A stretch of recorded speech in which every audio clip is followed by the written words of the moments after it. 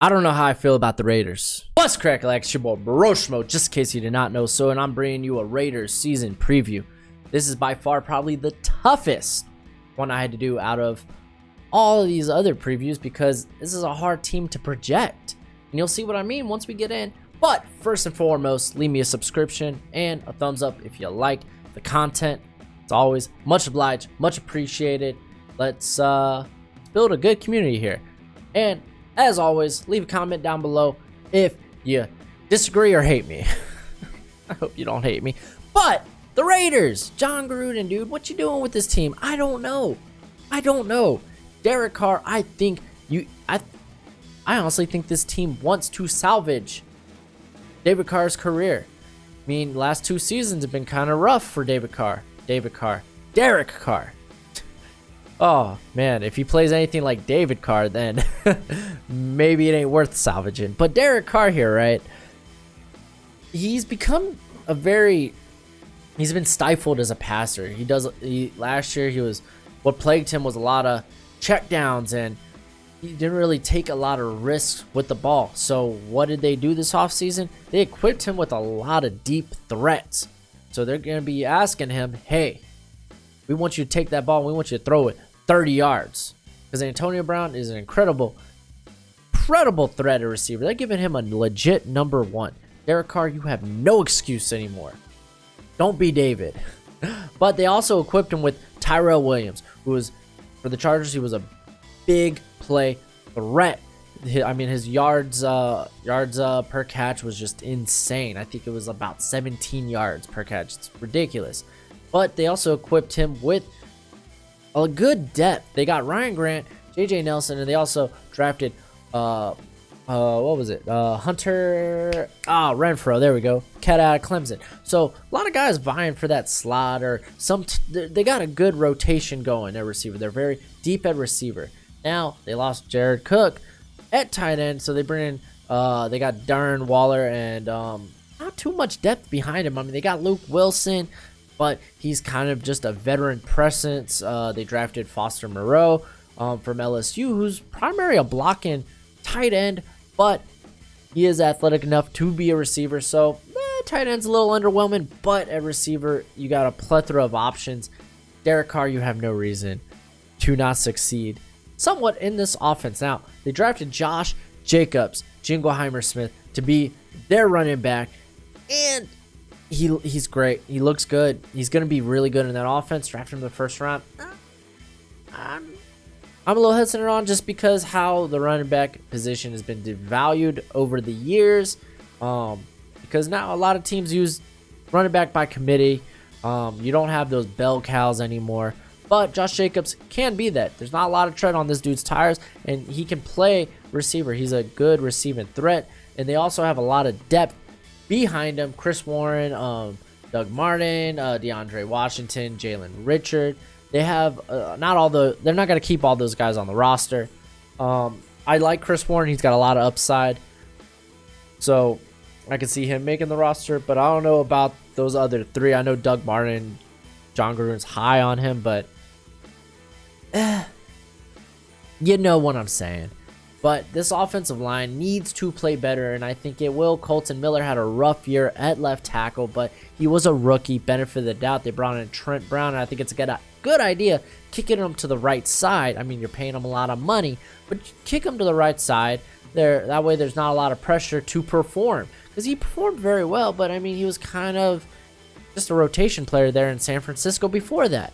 I mean, was it just Bill Belichick bringing the best out of Trent Brown last year, or did he actually play up to that? I think putting him on the right side provides a good safety net for him. You're not just throwing him to the Lions like you did Colton Miller last year, but I think Colton Miller should be much better this year. You bring in Richie Incognito, whatever, I don't care.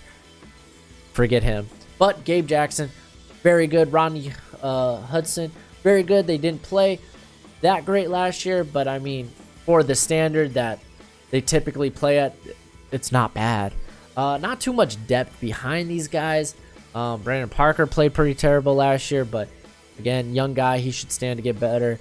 But I think overall the offense looks exceptionally good. So then what's the hang up on this team? I'll tell you what the hang up is. This defense was rebuilding. I mean, after you lose a talent, a Pro Bowler, a once in a lifetime type of talent like Khalil Mack, where do you go from there? Well, you go here. And I want to first address something, because I know a lot of y'all are going to be hot because I didn't put Adrian Key at the other end spot. I'm just going to throw this out here. I know the guy played extremely well last year with limited snaps. I mean, I think they said on tape he could have had like 13 sacks last year. He was that close. And yeah, he played very well, but he is coming off surgery and he gained 15 pounds. He said it is 15 pounds of muscle, but nonetheless, we won't see that until he is able to work out. And at the time of this recording, he has yet to work out. So I put Max Crosby, who I think he can push.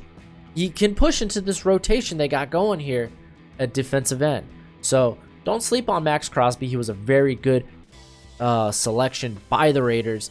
So I just put him here for now because of just some of the question marks I have with Key. Don't be mad at me. Now, Clelin Ferrell, he's a very good run blocker. What will he provide with the pass game? We don't know yet, because he didn't just display a lot of that at Clemson. Granted, he was stuck in a big rotation, a very talented defensive line there at Clemson, so we'll see. I'm a little parched real quick.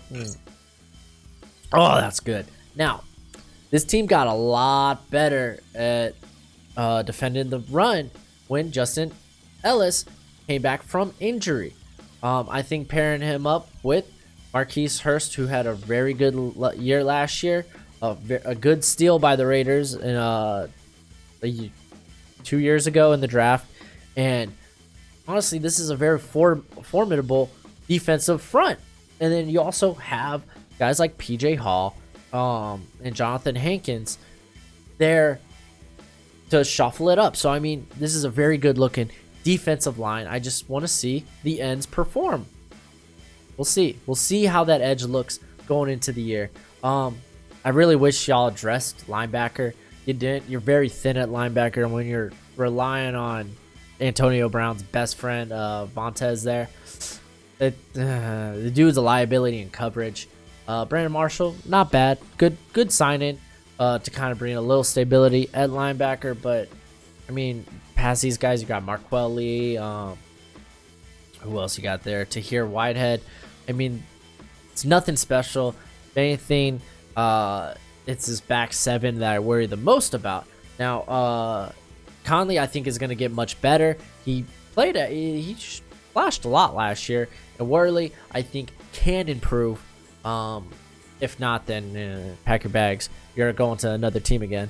Nevin Lawson's a good guy there in the slot. Outside of those guys, not much depth. You did draft Trayvon Mullen, so he could kind of maybe get into this shuffle here as far as starting on the outside. Now, at linebacker, you signed LaMarcus Joyner. Good signing. And then I don't know, with Jonathan Abram, I like Jonathan Abram as a prospect. I think he provides a little bit in coverage, but he's a box safety. But you have Carl Joseph there. That's why I questioned the first round pick. What are y'all going to do with Carl Joseph? You going to ship him out? Because it's not like Carl Joseph was playing bad. He wasn't really given an opportunity near at the beginning of the year last year to really play. And then he played very well down the stretch. So I don't know what y'all going to do. Y'all going to plan on bringing out 3 safeties? We'll see. Maybe you're going to convert one of them to linebacker to cover, man. I don't know. But the defense, honestly, on paper, it looks really good. As far as up and coming, I want to say really good. Like, oh, this is like a Chargers defense. It's not. It's not a Chargers defense. But I think they have improved a bunch from last year, especially when you're like, we're rebuilding this team. This team should be very, at least to me, they look like they'll be competitive, but I don't know. It does hinge on how will Derek Carr perform, because this is a make or break year for Derek Carr. I mean, and honestly, I think even if he performs well this year, this team doesn't make the playoffs, they're probably going to move on from Derek Carr, which is wild to say, but they have the draft capital to do that. They have 2 first-round picks this year, or this coming year, as well as 2 third-round picks. If they want to take a quarterback in the first round next year, they can do that, and they can even trade up to do it.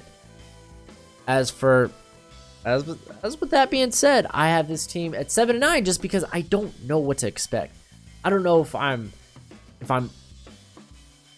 underestimating this team or if I'm overestimating this team. It's kind of wonky. I mean, honestly, this soon-to-be Las Vegas team is an enigma. So until we see them hit the field, your guess is probably as good as mine, but we could go ahead and discuss that in the comments. Feel free to leave one. But until next time, you be easy, my friends. Later.